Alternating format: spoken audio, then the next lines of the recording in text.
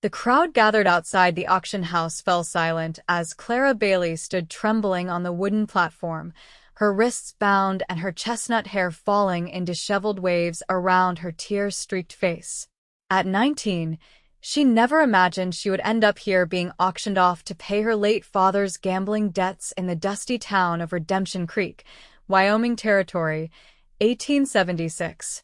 $20 for the girl, shouted Ed Winstead, the town drunk whose reputation for cruelty was matched only by his fondness for whiskey.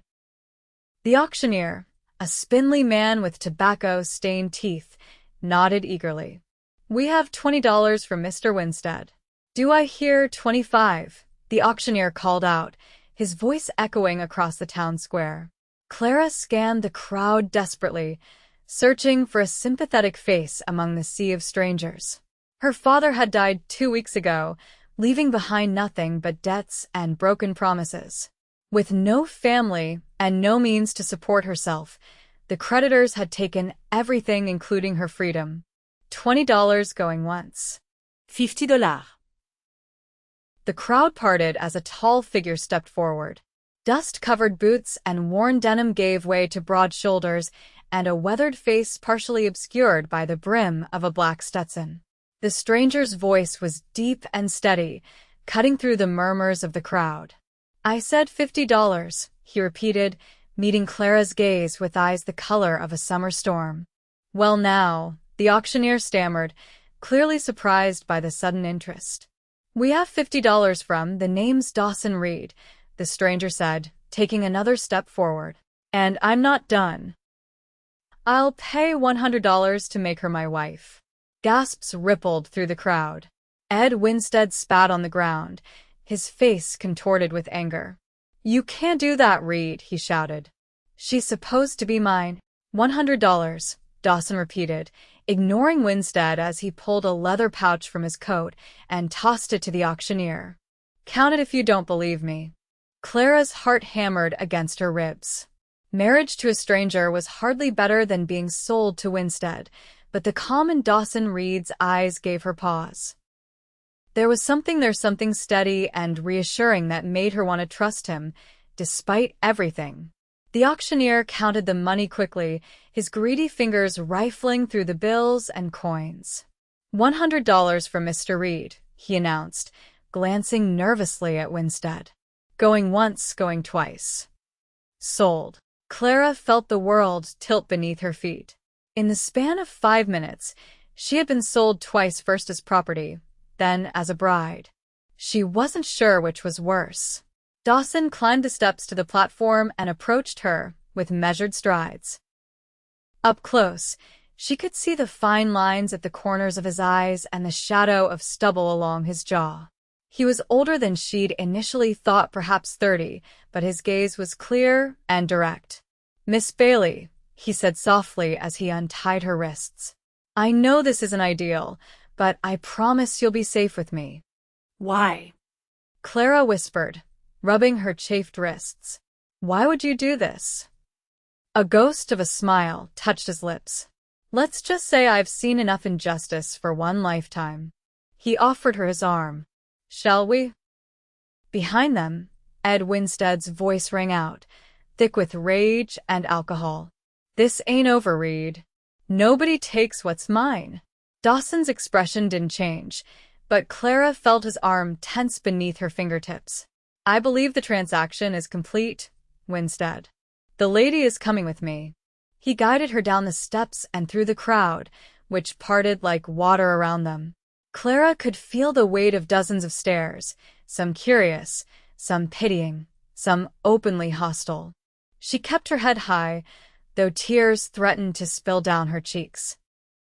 "My horse is this way," Dawson said, nodding toward a hitching post where a magnificent chestnut gelding stood waiting. "Can you ride?" Clara nodded.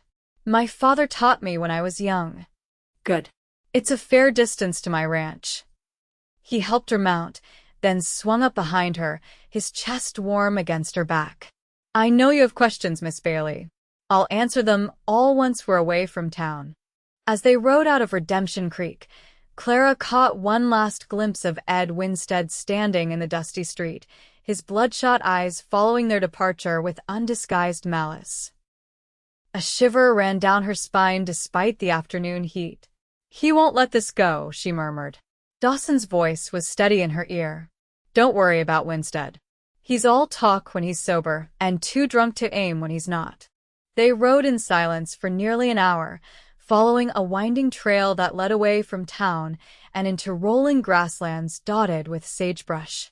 The vast Wyoming sky stretched overhead, endlessly blue and unmarked by clouds. Under different circumstances, Clara might have found the landscape beautiful. "My ranch is just beyond that ridge," Dawson said eventually, breaking the silence. "It's not much, but it's mine. Paid for it fair and square 5 years ago." Clara gathered her courage.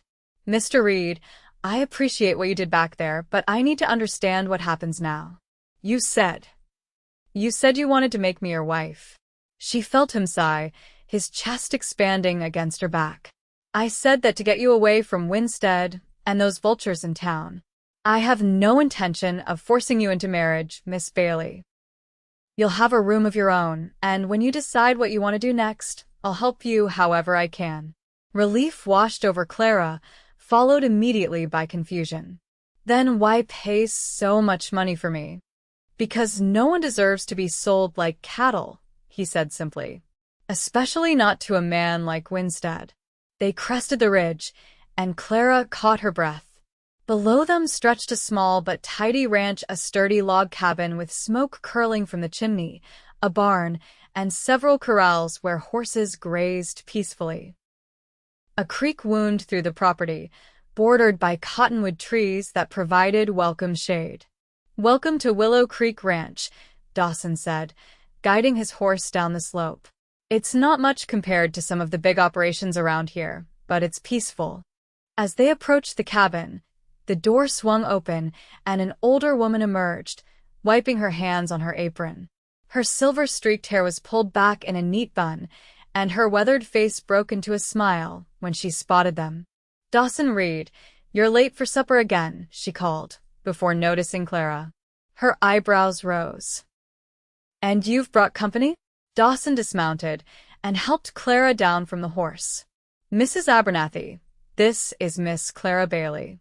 She'll be staying with us for a while. Miss Bailey, this is Mrs. Abernathy, my housekeeper and the best cook in the Wyoming Territory." Mrs. Abernathy's sharp eyes took in Clara's disheveled appearance and tear-stained face. To her credit, she asked no questions. "Well, any friend of Dawson's is welcome here. Come inside, dear. You look like you could use a hot meal and a cup of tea." The inside of the cabin was surprisingly comfortable, simply furnished, but clean and well-maintained. A fire crackled in the stone hearth, and the scent of beef stew filled the air. Clara's stomach rumbled, reminding her that she hadn't eaten since the previous day. "Sit down, both of you," Mrs. Abernathy instructed, bustling around the kitchen. "The stew's been simmering all afternoon." Dawson hung his hat on a peg by the door and ran a hand through his dark hair. "I need to see to my horse first. I'll be back in a few minutes." After he left, Mrs. Abernathy placed a steaming mug of tea in front of Clara. "Drink this, child. You look half frozen despite the heat." Clara wrapped her fingers around the warm mug gratefully. "Thank you, Mrs. Abernathy." The older woman studied her for a moment, then sat down across from her. "Now, I don't know what circumstances brought you here, and I won't pry. But Dawson Reed is a good man to the best I know. Whatever your troubles are, you're safe here." Clara took a sip of tea, letting the warmth spread through her. "He bought me," she said quietly, "at the auction in town. They were selling me to settle my father's debts." Mrs. Abernathy's eyes widened slightly, but she controlled her reaction quickly. "I see. And Dawson intervened?" "He outbid Ed Winstead," Clara explained. "Said he'd pay more to make me his wife. But on the ride here, he told me he has no intention of marrying me. He just said it to get me away from Winstead." A small smile touched Mrs. Abernathy's lips. "That sounds like Dawson." always fighting other people's battles. She patted Clara's hand. Don't worry, dear. If Dawson says you're free to make your own choices, then you are. He's a man of his word. The door opened, and Dawson returned, bringing with him the scent of horses and fresh air. He washed his hands in the basin by the door before joining them at the table. Mrs. Abernathy, is the blue room ready for Miss Bailey? He asked as he sat down. It is. I changed the linens just yesterday. Good. He turned to Clara. You'll have your privacy there. It has a lock on the door if that makes you feel safer. Clara found herself touched by his thoughtfulness. Thank you, Mr. Reed. Dawson, he corrected gently. If we're going to be living under the same roof, even temporarily, Mr. Reed feels too formal. Mrs. Abernathy served the stew thick with beef, potatoes, and carrots along with crusty bread still warm from the oven. Clara hadn't realized how hungry she was until she took her first bite. She had to force herself to eat slowly, not wanting to appear uncivilized. So, Miss Bailey, Dawson said as they ate, what skills do you have? What kind of work might interest you? Clara considered the question. I can read and write well. My mother taught me before she passed. I'm good with numbers, too. I kept my father's books when he was. She hesitated. When he was sober enough to run his store. A mercantile? Mrs. Abernathy asked. Clara nodded. In Colorado originally. We moved to Redemption Creek last year after my mother died. My father thought a fresh start would help him quit drinking. She stared down at her bowl. It didn't. I'm sorry, Dawson said quietly. Losing both parents is a heavy burden for someone so young. Thank you. Clara looked up, meeting his gaze. But I'm not helpless. I can work. I can earn my keep while I'm here. Dawson nodded. The nearest town with a school is Carson City, about 20 miles east. They might need a teacher. Or there's Hargrove's general store right in town. Mrs. Hargrove mentioned needing help with their ledgers. You'd help me find work? Clara asked, surprised. Of course. He smiled, and Clara noticed how it transformed his serious face, softening the angles and bringing warmth to his gray eyes. Though there's no rush. Take some time to recover first. After dinner, Mrs. Abernathy showed Clara to her room. It was small but comfortable, with a narrow bed covered in a blue and white quilt, a washstand with a porcelain basin, and a chest of drawers. I'll bring you some of my daughter's old things to wear, Mrs. Abernathy said. She's married and living in Denver now, but she left some dresses that should fit you. You're both very kind, Clara said, suddenly overwhelmed by the events of the day. I don't know how to thank you. Mrs. Abernathy patted her shoulder. No thanks needed, dear. Just get some rest. Things will look brighter in the morning. Left alone, Clara sat on the edge of the bed, feeling the exhaustion of the day washing over her. Through the window, she could see the last rays of sunlight painting the distant mountains gold. Somewhere beyond those mountains lay her old life, a life now gone forever. She closed her eyes, wondering what tomorrow would bring on this strange new path that fate had chosen for her. Morning came with the sound of a rooster crowing and the smell of coffee and bacon wafting under her door. Clara woke disoriented, momentarily forgetting where she was. The events of the previous day came rushing back, and she sat up, pushing her hair away from her face.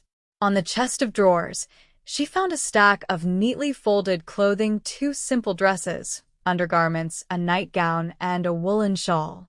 Mrs. Abernathy had been true to her word.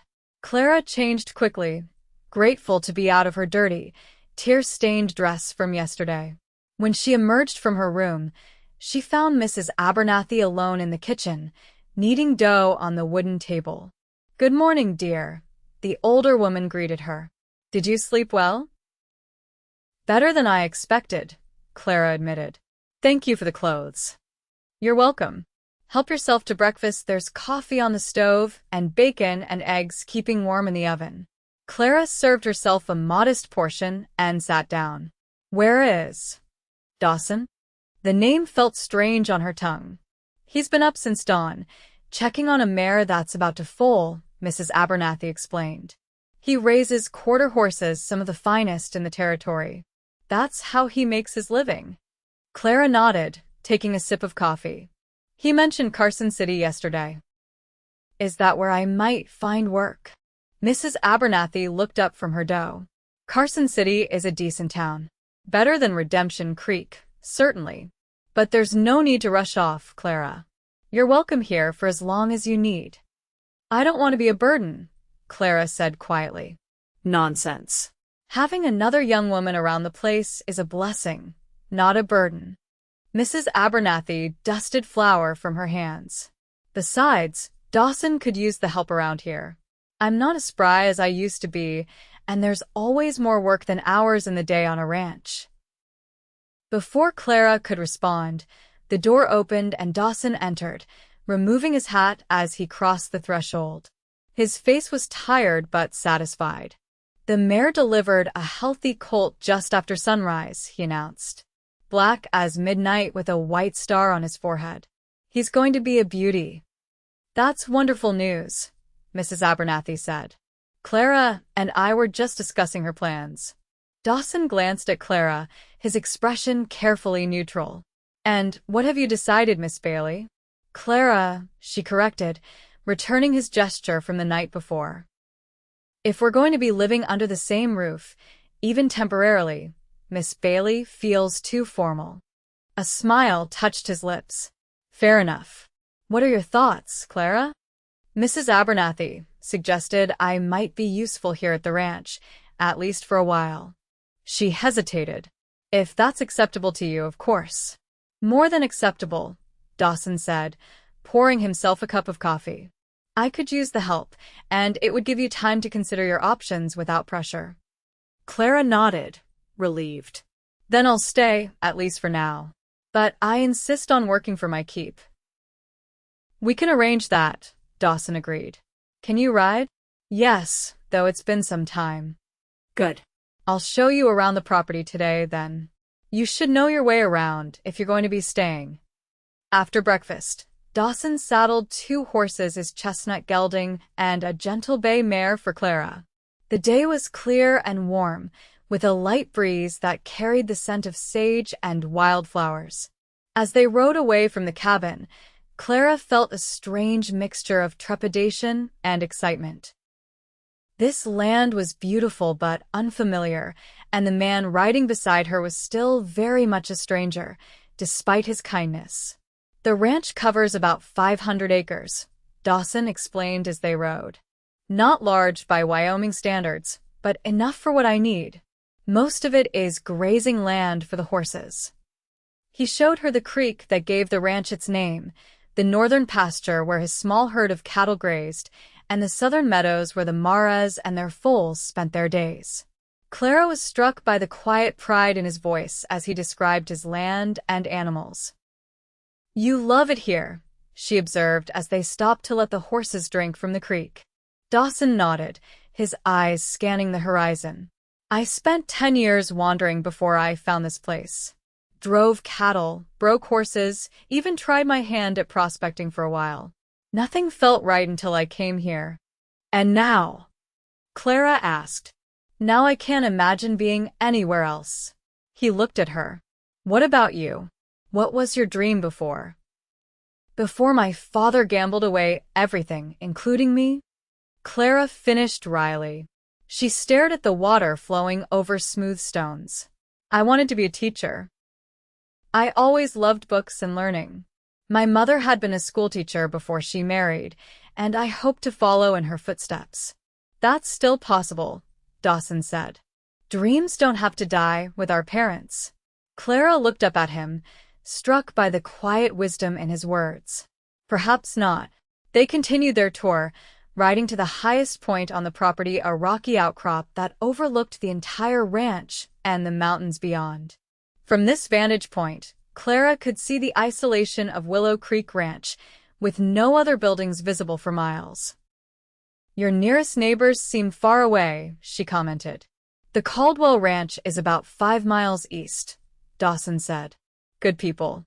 The Barton place is to the west, but Old Man Barton keeps to himself mostly. Carson City is 20 miles that way.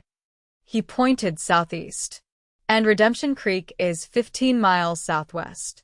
Clara tensed at the mention of Redemption Creek. Do you go there often? Dawson shook his head. Only when necessary. I prefer Carson City for supplies and business. He studied her face. You don't need to worry about Winstead. He rarely leaves town, and he's not welcome on my property. Thank you, Clara said quietly. For everything. They rode back to the ranch in companionable silence. When they reached the barn, Dawson showed her how to properly unsaddle and groom her horse, though Clara already had some experience with the task. You're a natural with horses, he observed as she brushed the bay mare. They can sense fear or uncertainty, but this old girl seems completely at ease with you. Clara smiled, stroking the mare's velvety nose.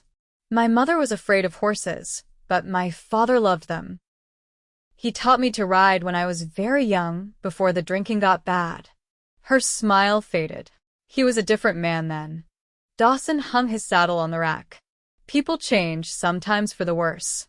It doesn't erase the good that was there before. Clara considered his words. You're very wise for a rancher, Dawson Reed. A laugh escaped him, the first real laugh Clara had heard from him. Not wise. Just older than you, with more mistakes behind me. What kind of mistakes? She asked impulsively, then immediately regretted her boldness. I'm sorry. That's too personal. No, it's a fair question. Dawson leaned against the stall door. I was married once years ago. I was young and foolish, and I put gold fever above my wife's happiness. Dragged her to mining camps all over Colorado, promising her we'd strike it rich and go back east to live like royalty. His expression grew distant. She died of fever in a tent outside Central City, with nothing but broken promises to comfort her. I'm so sorry, Clara said softly. Dawson shook his head. It was a long time ago. But I learned that chasing dreams is fine as long as you don't trample others along the way. He straightened up. And I learned that some dreams aren't worth the cost. Clara thought about her father, who had chased the elusive dream of a big gambling win for years, sacrificing everything including his daughter's security in the process. Some lessons come too late, she murmured. True enough. Dawson seemed to shake off the melancholy that had settled over him. Come on. Mrs. Abernathy will have lunch waiting, and then I'll show you the new foal. Over the next few days, Clara fell into the rhythm of ranch life. She woke with the dawn, helped Mrs. Abernathy prepare breakfast, and then tackled whatever tasks needed doing gathering eggs from the chicken coop, tending the vegetable garden, or helping with the endless mending that 3 people on a working ranch generated. In the afternoons, she often accompanied Dawson as he checked on his horses or repaired fencing. He was a patient teacher, explaining everything from how to identify signs of illness in the animals to how to properly string barbed wire without injuring herself. At night, after dinner, the 3 of them would sit by the fire. Sometimes Mrs. Abernathy would regale them with stories of her youth in Missouri before the war. Other times, Dawson would read aloud from one of the books in his modest collection, mostly practical manuals on horse breeding and ranching, but also a few novels by Dickens and Twain. Clara found herself settling into this new life with surprising ease. The specters of Redemption Creek and Ed Winstead began to fade, though they never disappeared entirely from her thoughts. A week after her arrival, Clara was hanging laundry on the line when she spotted a cloud of dust on the horizon. Someone was approaching the ranch, the first visitor since she'd arrived. Anxiety fluttered in her stomach as she watched the rider draw closer. Mrs. Abernathy, she called, retreating to the porch. Someone's coming. The older woman emerged from the cabin, shading her eyes against the sun. Looks like Ben Caldwell from the neighboring ranch, she said after a moment. Nothing to worry about, dear. The Caldwells are good friends. Clara relaxed slightly, but remained on the porch as the rider approached. He was a young man, perhaps in his early 20s, with sandy hair and an open, friendly face. He tipped his hat politely when he spotted the women. "Good afternoon, Mrs. Abernathy," he called as he dismounted. "Pa sent me over to let Dawson know we're planning a cattle drive next month and could use an extra hand if he's willing. Dawson's checking the north pasture, but he should be back soon," Mrs. Abernathy replied. "Come have some lemonade while you wait, Ben. And meet our guest, Miss Clara Bailey." Ben climbed the porch steps, removing his hat as he approached Clara. "Miss Bailey, pleasure to meet you. Ben Caldwell." Clara nodded politely. "Mr. Caldwell. Ben's father owns the Double C Ranch east of here," Mrs. Abernathy explained as she ushered them inside. "One of the biggest cattle operations in the county. Pa says we're going to drive 500 head to Cheyenne this year," Ben said proudly as he accepted a glass of lemonade. "Best price is there since they're supplying the railroad workers." Clara sat quietly, listening as Ben and Mrs. Abernathy discussed the upcoming cattle drive and local news. It was the first time she'd heard news from beyond Willow Creek Ranch since her arrival, and she found herself curious about the world outside. "Any news from Redemption Creek?" Mrs. Abernathy asked casually, glancing at Clara. Ben took a sip of lemonade. "Not much. Though I did hear Ed Winstead got himself thrown in jail last weekend for starting a brawl at the Silver Dollar. Sheriff Benson's keeping him locked up for a week this time." Clara felt a chill despite the warm kitchen. The mention of Winstead's name brought back the terror of the auction block and the horrible uncertainty of her fate before Dawson intervened. "You all right, Miss Bailey?" Ben asked, noticing her discomfort. "You've gone pale." "I'm fine," Clara managed. "Just a bit tired from the laundry." The sound of hoofbeats outside saved her from further explanation. A moment later, Dawson entered, looking surprised to find a visitor. "Ben Caldwell," he said, extending his hand. "What brings you to Willow Creek?" As the men discussed the cattle drive, Clara excused herself and retreated to her room. She sat on the edge of the bed, trying to calm her racing heart. The mere mention of Winstead's name had been enough to shatter her newfound sense of security. What would happen when he was released from jail? Would he remember her? Would he seek revenge on Dawson for thwarting him? A soft knock on her door interrupted her spiraling thoughts. "Clara?" Dawson's voice was gentle. "May I come in?" She took a deep breath. "Yes." The door opened, and Dawson stood in the threshold, concern etched on his features. "Mrs. Abernathy told me what happened. I'm sorry Ben brought up Winstead's name." "It's not his fault," Clara said. "He couldn't have known." Dawson hesitated, then stepped into the room, leaving the door open behind him. He sat on the straight-backed chair near the window, giving her space. "Clara, I want you to know something. As long as you're here, you're under my protection. Winstead won't come near you." "You can't be certain of that," Clara said quietly. "You said yourself that Redemption Creek is only 15 miles away. And he'd have to get past me to reach you," Dawson said, his voice hardening slightly. "I'm not a violent man by nature, but I'll defend what's mine." The possessive phrase caught Clara off guard. "What's yours?" Dawson's face colored slightly. "I meant my ranch and the people under my roof. You're a guest here, Clara, not a possession. I hope you know that." "I do," she assured him. "And I'm grateful. Truly.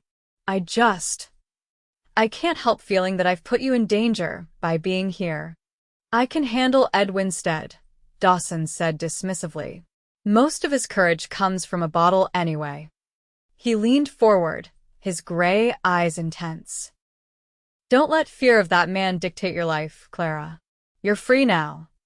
Clara nodded slowly. "You're right. I can't live in fear." "That's the spirit." Dawson stood. "Now, Ben's invited us to dinner at the Double C this weekend. His mother specifically requested I bring along that poor girl we've heard about." News travels fast around here, I'm afraid.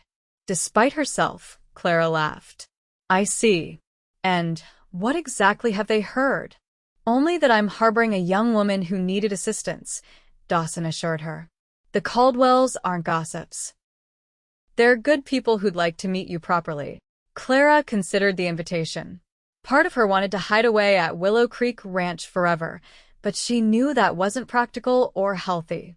I'd be happy to accompany you to dinner, she said finally. Dawson smiled, and Clara felt an unexpected warmth spread through her chest at the sight. Good. Saturday at 6, then. That night, as Clara prepared for bed, she found herself thinking about Dawson Reed with increasing frequency. His quiet strength, his unwavering kindness, the way his serious face transformed when he smiled, all of these things had begun to occupy her thoughts in a way that both confused and intrigued her. Don't be a fool, Clara, she whispered to herself as she brushed her hair. The man rescued you out of decency, not attraction. And the last thing you need is to develop feelings for someone you're dependent on. Still, as she drifted off to sleep, it was Dawson's gray eyes and rare smile that followed her into her dreams. Saturday arrived clear and warm. Clara spent the morning helping Mrs. Abernathy prepare a berry pie to bring to the Caldwells, then devoted the afternoon to making herself presentable. She chose the better of the two dresses. Mrs. Abernathy had given her a simple blue cotton with white piping and arranged her hair in a neat chignon. When she emerged from her room, Dawson was waiting in the main room, dressed in clean black trousers and a white shirt, his dark hair neatly combed. He looked up as she entered, and something in his expression made her heart skip. You look lovely, Clara, he said simply. Thank you. She smoothed her skirts self-consciously. It's nothing fancy, but it suits you perfectly, he assured her.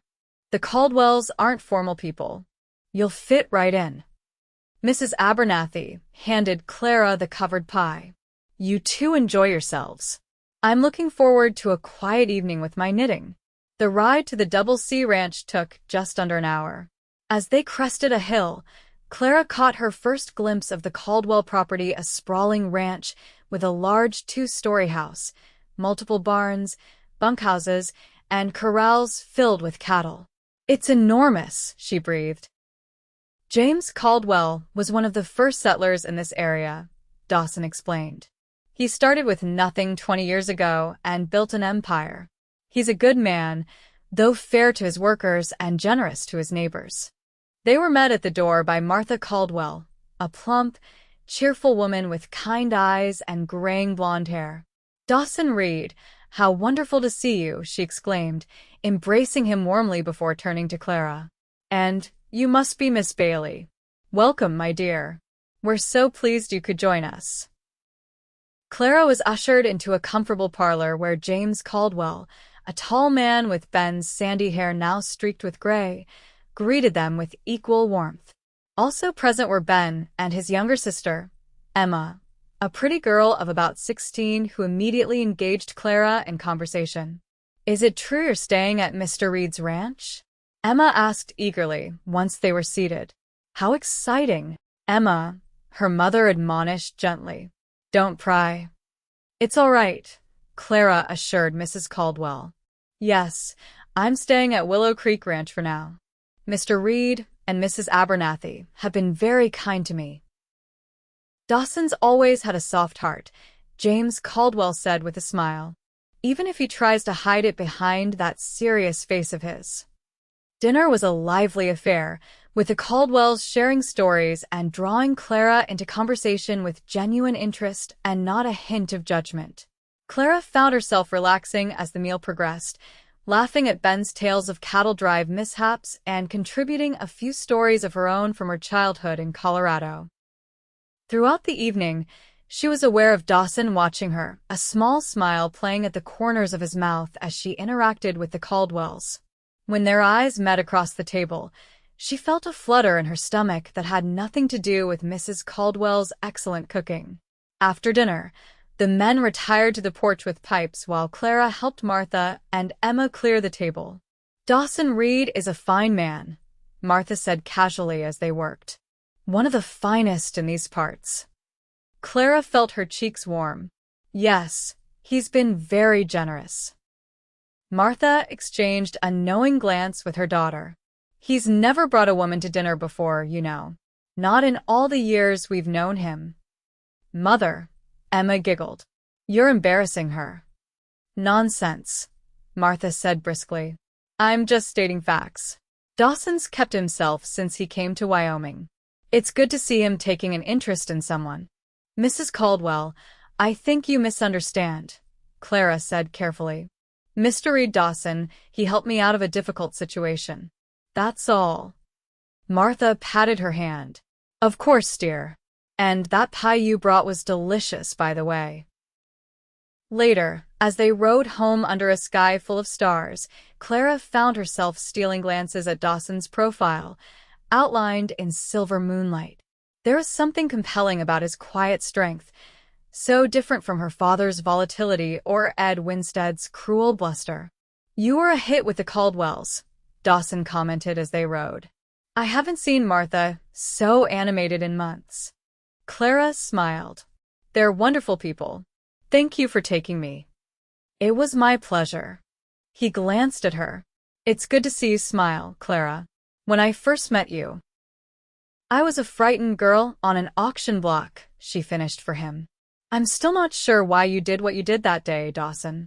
It was a considerable risk to take for a stranger. He was quiet for a moment, the only sound the steady rhythm of their horses' hooves. When I saw you standing there, something in me couldn't just ride away, he said finally. I've seen too many people hurt by circumstances beyond their control. I couldn't add you to that list, not when I had the means to help.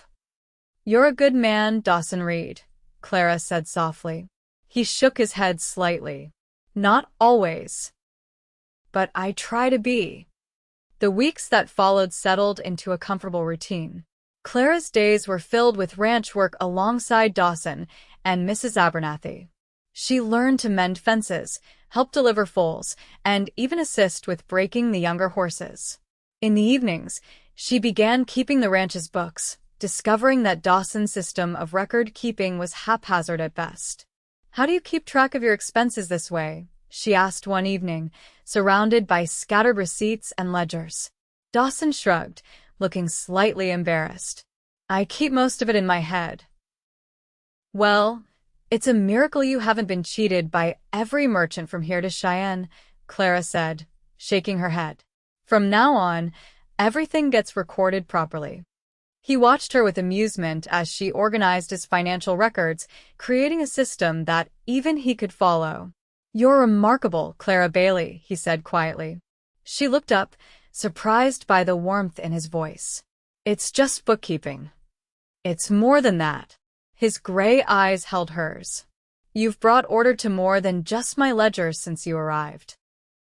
The moment stretched between them, charged with something Clara wasn't quite ready to name. Finally, she looked down at the papers before her, breaking the spell. Well, someone had to do it, she said lightly. Now, show me the receipts from the spring horse auction again. As summer gave way to early autumn, Clara found herself feeling more at home at Willow Creek Ranch than she had anywhere since her mother's death.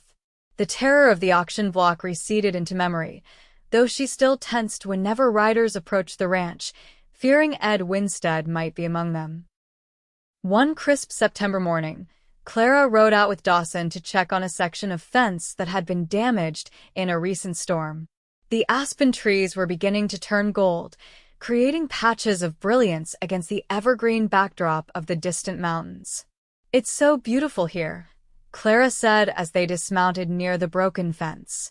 I never imagined Wyoming would capture my heart this way. Dawson handed her a hammer from his saddlebag. It gets under your skin, doesn't it? I felt the same when I first came here. They worked side by side, repairing the fence in companionable silence. Clara had become adept at ranch work over the past weeks, her hands growing stronger and her skin tanning from hours spent outdoors. You've changed since you arrived, Dawson observed as they finished the repair. The frightened girl from the auction block is gone. Clara straightened, pushing a strand of hair from her face. I suppose I have changed. I feel stronger now, more capable. You were always capable, Dawson said. You just needed the chance to discover it for yourself. His words warmed her. Thank you for giving me that chance. They mounted their horses and began the ride back to the ranch. As they crested a hill, Clara caught sight of a rider approaching Willow Creek from the direction of Redemption Creek. Something about the man's posture sent a chill through her. Dawson, she said urgently. Someone's coming.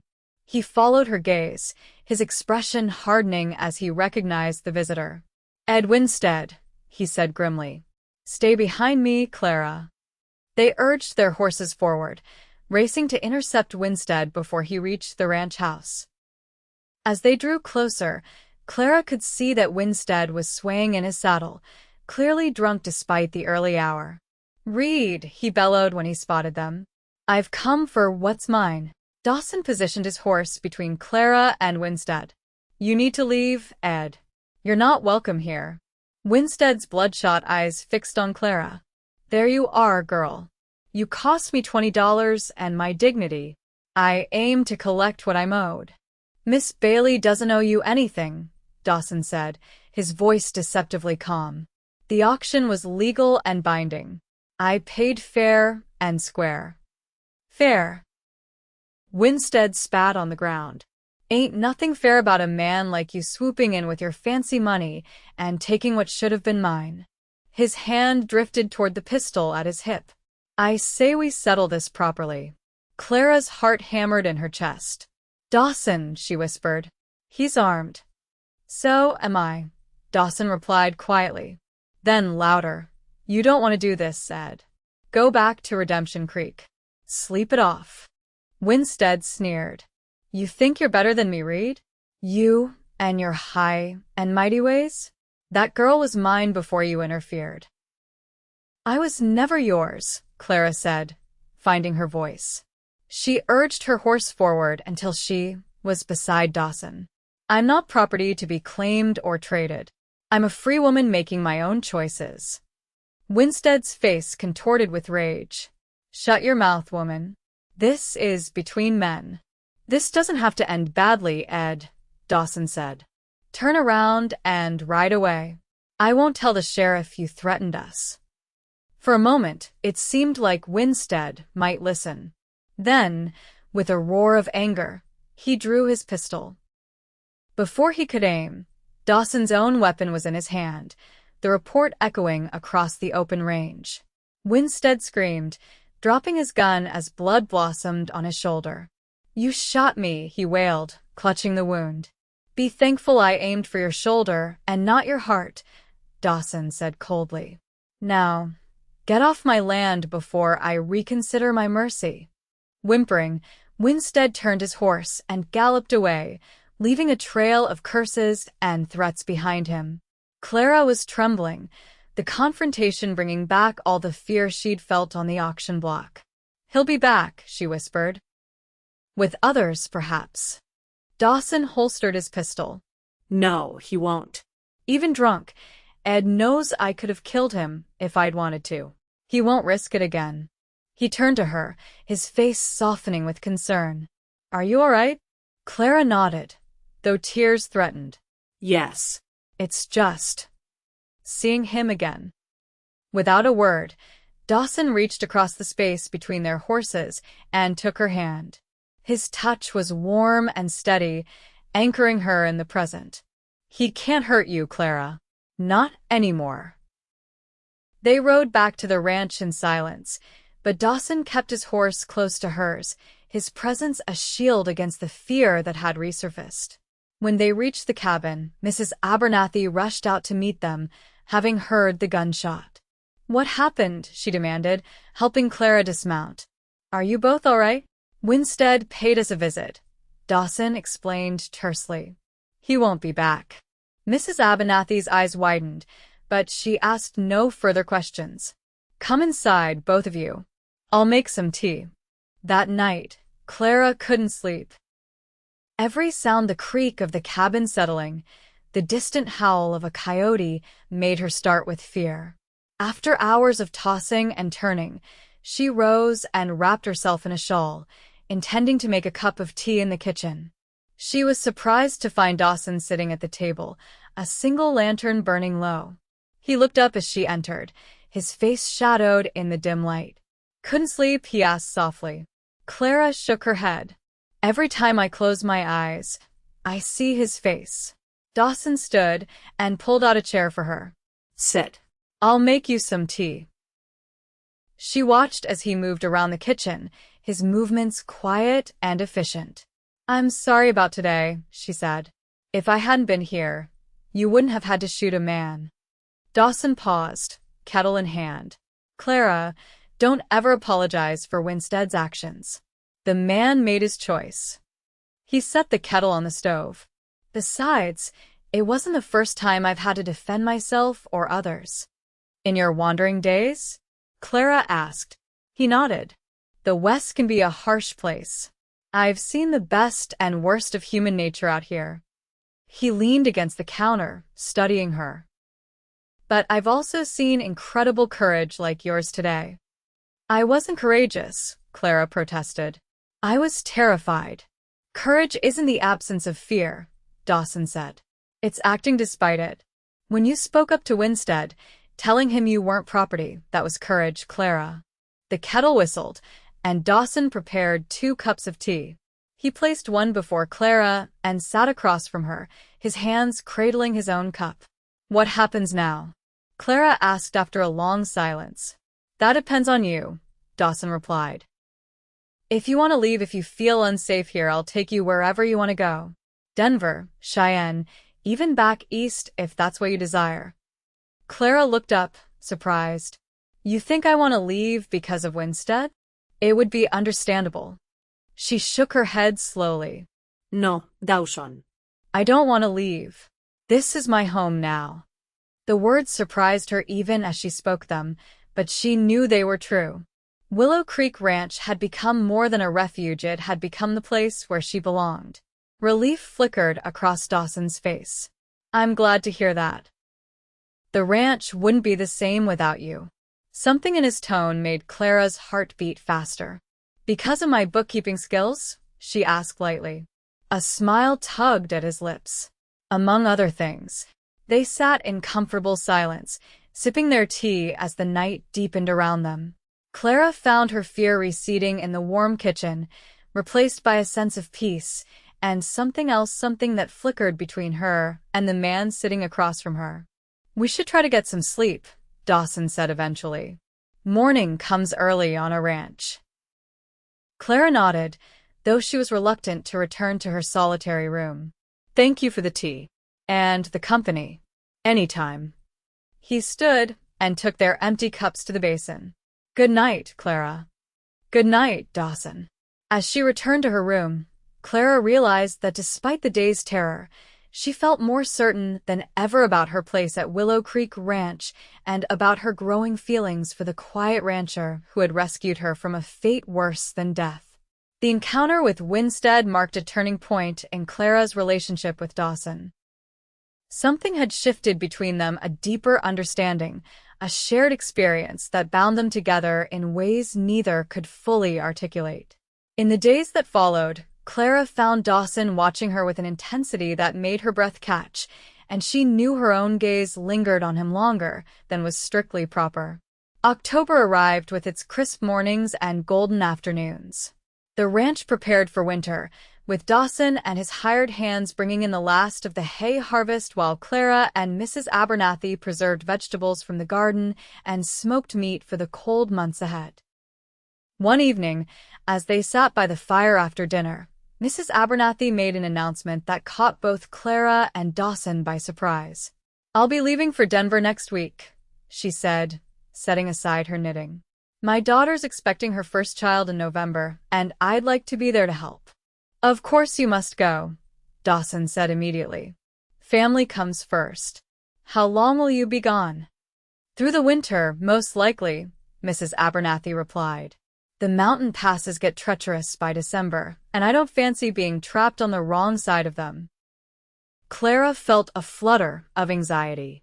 Mrs. Abernathy's presence had provided a buffer between her and Dawson, a chaperone whose very existence maintained propriety in their unusual living arrangement.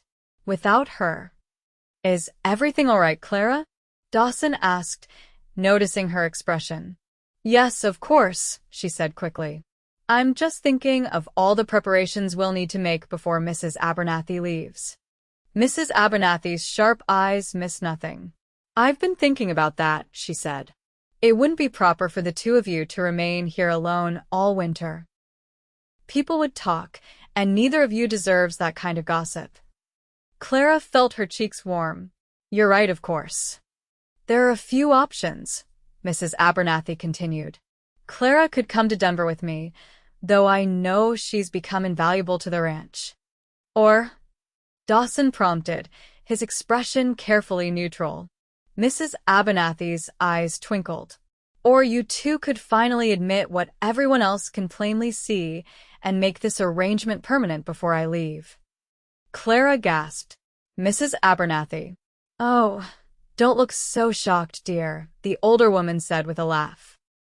"I've watched you two dancing around each other for months now. Life's too short for such foolishness, especially out here." Dawson cleared his throat, looking more uncomfortable than Clara had ever seen him. "I think that's a conversation for Clara and me to have privately, Mrs. Abernathy." "Of course it is," she agreed cheerfully. "Which is why I'm going to bed early tonight. Good night, you two." With that, she gathered her knitting and retreated to her room, leaving Clara and Dawson staring at each other across the hearth. "I'm sorry about that," Dawson said after a long moment. "Mrs. Abernathy can be direct." "It's all right," Clara said, though her heart was racing. "She means well." Silence fell between them, broken only by the crackling of the fire. Clara stared into the flames, afraid to meet Dawson's gaze. She had been careful to hide her growing feelings for him, uncertain whether they were reciprocated and unwilling to risk the security she had found at Willow Creek Ranch. "Clara." Dawson's voice was soft but firm. "Look at me, please." She raised her eyes to his, surprised by the vulnerability she saw there. In all the months she'd known him, Dawson Reed had never appeared anything less than confident and self-assured. "Mrs. Abernathy wasn't entirely wrong," he said carefully. "At least, not about my feelings." Clara's breath caught. "What do you mean?" Dawson ran a hand through his hair, a gesture she had come to recognize as a sign of his rare nervousness. "I care for you, Clara. More than I should, perhaps, given the circumstances of how you came to be here."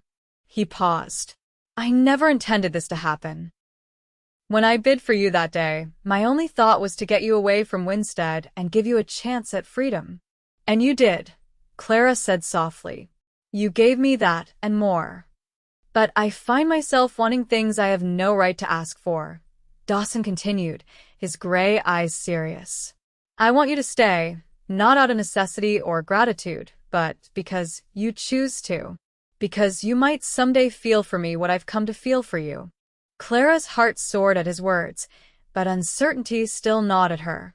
"And what is it that you feel, Dawson?" He stood and moved to kneel beside her chair, taking her hands in his. "I love you, Clara Bailey. I think I have since that first day, when you held your head high despite your fear." His thumbs traced circles on her palms. "But I need you to understand something. Whatever you decide, this ranch is your home for as long as you want it. Your place here isn't conditional on your feelings for me."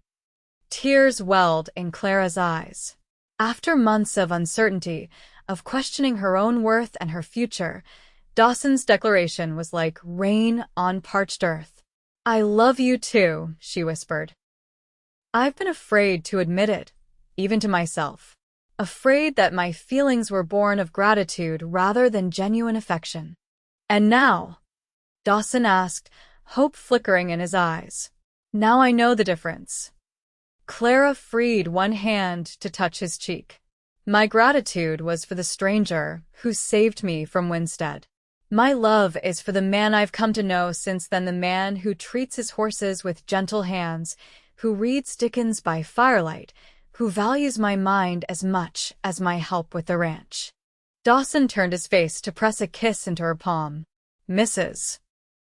Abernathy mentioned making our arrangement permanent, he said, his voice rough with emotion. I won't pressure you, Clara. But I want you to know that nothing would make me happier than to call you my wife for real this time, not just as a ruse to save you from an auction block. Clara laughed softly, joy bubbling up inside her. Are you proposing, Dawson Reed? Inelegantly, perhaps, he admitted with a smile. But sincerely. Then yes, Clara said, her voice clear and certain. Yes, I will marry you. Dawson's answering smile was like sunrise breaking over the mountains. He rose slightly, cupping her face in his hands, and kissed her with a tenderness that made her heart ache. Clara responded with all the love she had kept guarded for so long, her hands sliding up to tangle in his dark hair. When they finally parted, both breathless, Dawson rested his forehead against hers. I promise to spend every day making sure you never regret this decision, he murmured. Clara smiled. I already know I won't. The next morning, Mrs. Abernathy took one look at their glowing faces across the breakfast table and clapped her hands in delight. Well, it's about time, she declared. I was beginning to think I'd have to lock you two in the root cellar together before you'd admit your feelings. Clara blushed, but Dawson laughed, reaching across the table to take her hand. No need for such drastic measures, Mrs. Abernathy. Clara has agreed to be my wife. Wonderful. The older woman beamed at them. When shall we plan the wedding? Before I leave for Denver, I hope. As soon as possible, Dawson said, his eyes never leaving Clara's face. If that's agreeable to you, my love? The endearment sent a thrill through Clara. Yes, she said. I see no reason to wait. They were married 2 weeks later in the Caldwell's parlor, with Reverend Thompson from Carson City officiating. Martha Caldwell insisted on hosting the small ceremony and the celebration that followed, declaring that every bride deserved a proper wedding, no matter how hastily arranged. Clara wore a simple cream-colored dress that Emma Caldwell helped her make, with wildflowers in her hair instead of a veil. Dawson, standing tall and handsome in a new black suit, watched her walk toward him with such love in his eyes that Clara felt her heart might burst with happiness. Dearly beloved, Reverend Thompson began, his voice filling the parlor where friends and neighbors had gathered to witness the union. We are gathered here today to join this man and this woman in holy matrimony. Clara listened to the familiar words, her hand steady in Dawson's as they spoke their vows. When the Reverend pronounced them husband and wife, Dawson's kiss was both tender and passionate, a promise of the life they would build together. The celebration lasted well into the evening, with music and dancing and more food than the small gathering could possibly consume. As twilight fell, Dawson found Clara standing on the Caldwell's porch, gazing at the first stars appearing in the darkening sky. Happy, Mrs. Reed? He asked, slipping his arms around her waist from behind. The name sent a thrill through her. More than I ever thought possible, she replied, leaning back against his chest. If someone had told me 6 months ago that being sold at auction would lead to this, I never would have believed them. Dawson turned her in his arms to face him. Sometimes the darkest moments lead us to the greatest light, he said softly.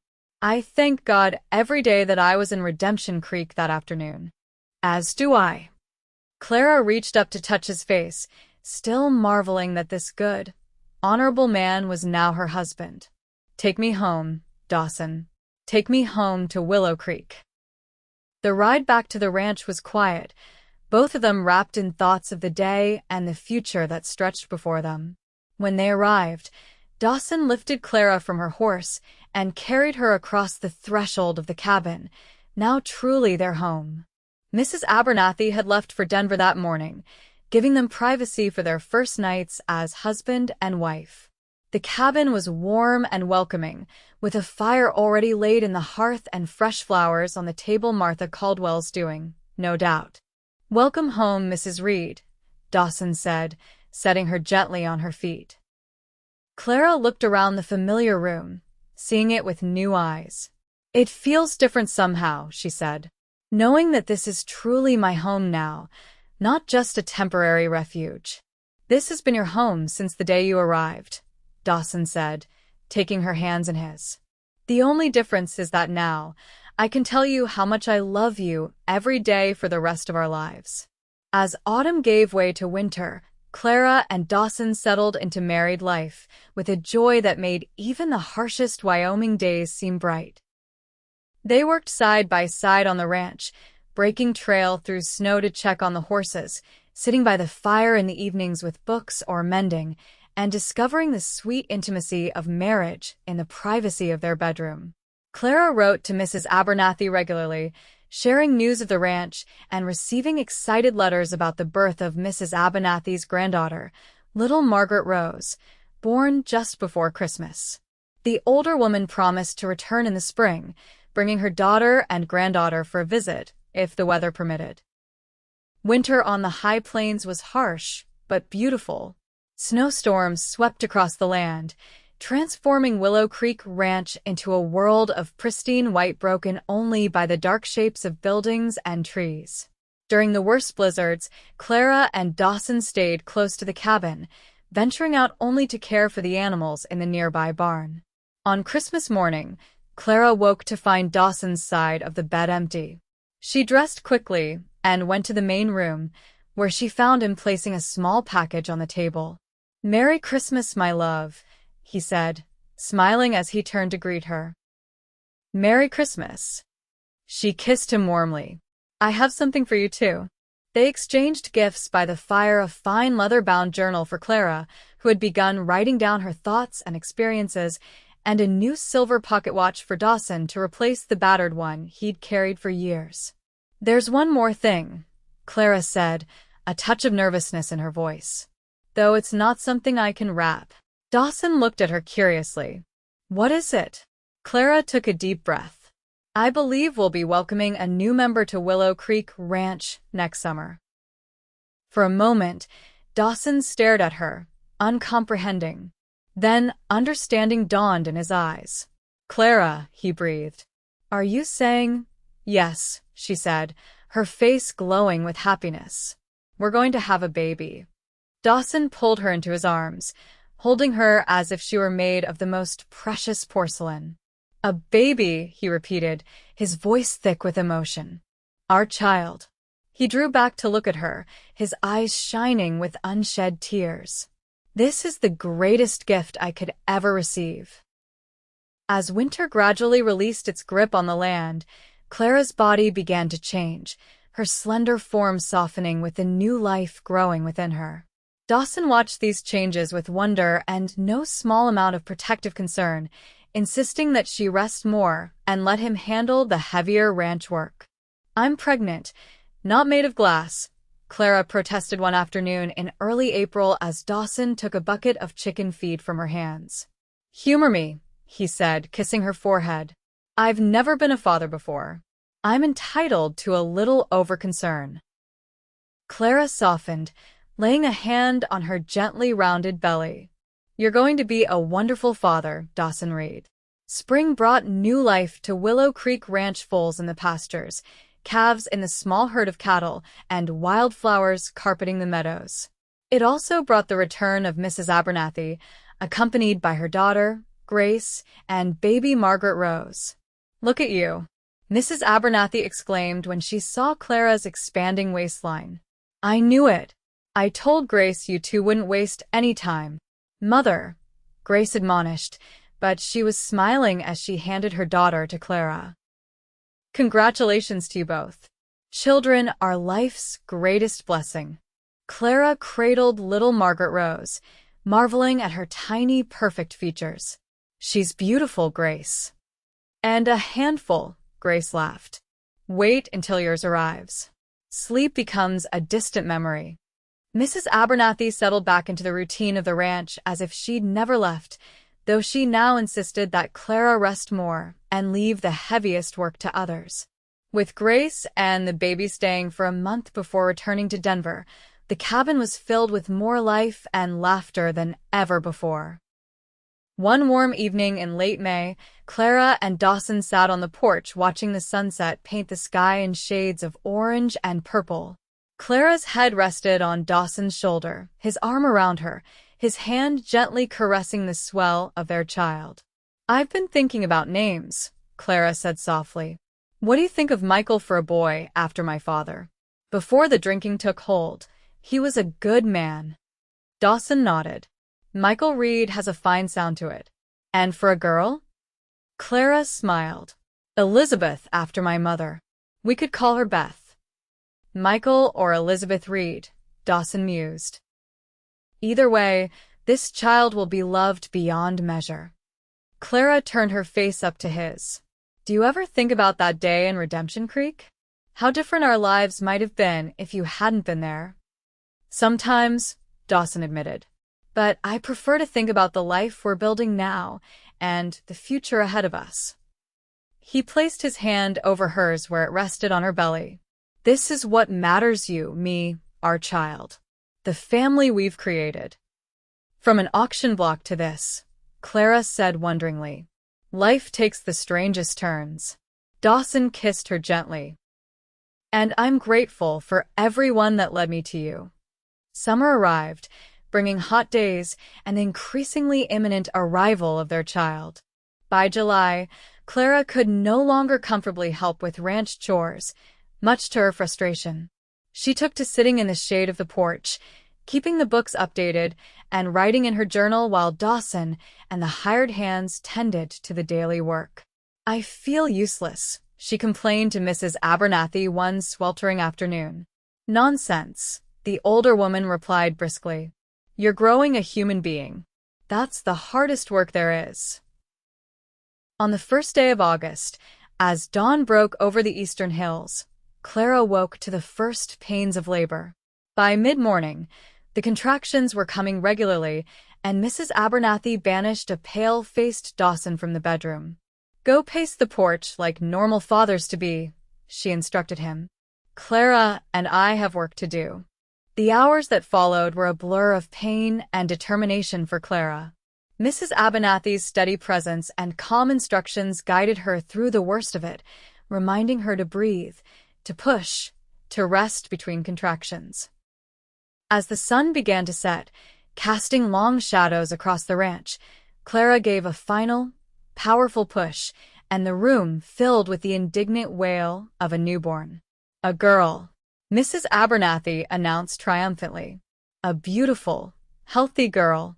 Clara fell back against the pillows, exhausted but eager to see her daughter. Mrs. Abernathy cleaned and swaddled the infant before placing her in Clara's arms. "Elizabeth," Clara whispered, gazing down at the tiny face red and wrinkled, with a shock of dark hair that promised to be as black as her father's.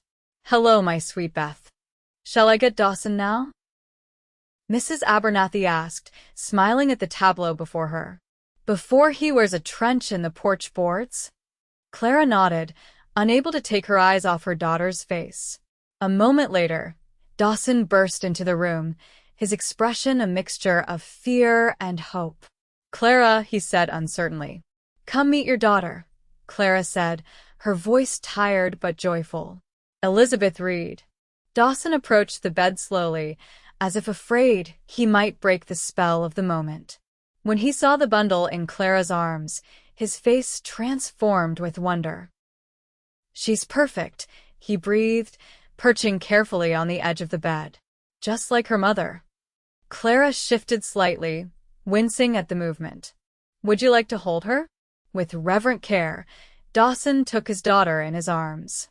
His hands, so large and capable with horses and ranch work, cradled the infant as if she were made of the finest crystal.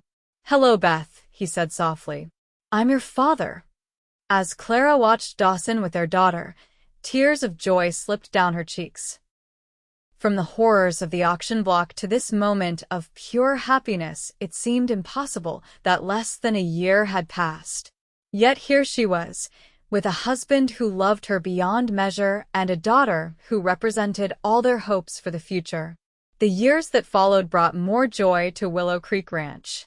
Beth grew into a spirited, intelligent child with her father's dark hair and her mother's determination. When she was 3, she welcomed a baby brother, Michael James Reed, born on a snowy December night. Willow Creek Ranch prospered under Dawson and Clara's care. The quarter horses Dawson raised became known throughout the territory for their quality, and Clara's careful bookkeeping ensured that the ranch's finances remained sound. They added onto the cabin as their family grew, building a proper house with enough room for children, visitors, and Mrs. Abernathy, who declared she was too old to make the journey back and forth to Denver and would simply stay where she was needed most. On the 5th anniversary of their wedding, Dawson surprised Clara with a trip to Denver, their first real journey away from the ranch since their marriage. They left the children in Mrs. Abernathy's capable hands and spent a week in the growing city, attending the theater, dining in fine restaurants, and enjoying the luxury of time alone together. On their last night in Denver, they walked arm in arm through a small park near their hotel, the city lights twinkling around them. "Happy?" Dawson asked, echoing the question he had asked on their wedding night. Clara smiled up at him, her heart full. "Completely. Though I'll be glad to get back to the children and the ranch tomorrow." "As will I." Dawson stopped walking and turned to face her. "I have something for you. An anniversary gift." He reached into his pocket and withdrew a small velvet box. Inside lay a delicate gold locket, engraved with their initials and the date of their wedding. "Dawson, it's beautiful," Clara said as he fastened it around her neck. "Open it," he urged. Clara did, finding inside a tiny portrait of Beth and Michael on one side, and on the other, a faded scrap of paper. She looked closer and gasped. It was the receipt from the auction house in Redemption Creek, dated the day Dawson had bought her. "Why this?" she asked, puzzled. Dawson took her hands in his. "To remind us of where we began and how far we've come. That day, I thought I was saving you." His eyes, still as gray and steady as the day they met, held hers. "But the truth is, Clara Reed, you saved me too. You brought love and life back to Willow Creek Ranch and to me." Clara closed the locket and pressed it to her heart. "From an auction block to this," she said, echoing words she had spoken years before. "Who would have thought that the worst day of my life would lead to the best?" Dawson drew her close, kissing her with the same tenderness that had marked their first kiss. "I thank God every day for bringing you to me, even through such dark circumstances." "As do I," Clara whispered against his lips. "As do I." Hand in hand, they walked back to their hotel under the starlit Denver sky, secure in the knowledge that whatever the future held, they would face it together, the cowboy who had paid to make her his wife, and the woman who had found freedom and love in the most unexpected of places.